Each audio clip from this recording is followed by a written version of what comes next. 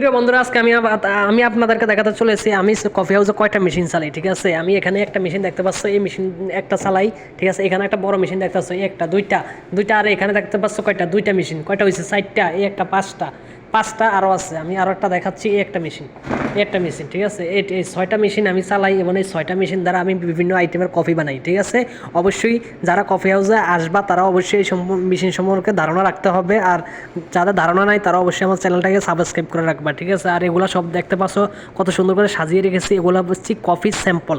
ঠিক আছে, আমরা যখন এখানে বেশি আমি তোমাদেরকে দেখাই, একটা ক্যাশ সিস্টেমটা দেখাই। আমরা এখানে মনে করো যে বিভিন্ন আইটেমের কফি স্যাম্পল বিক্রি করি।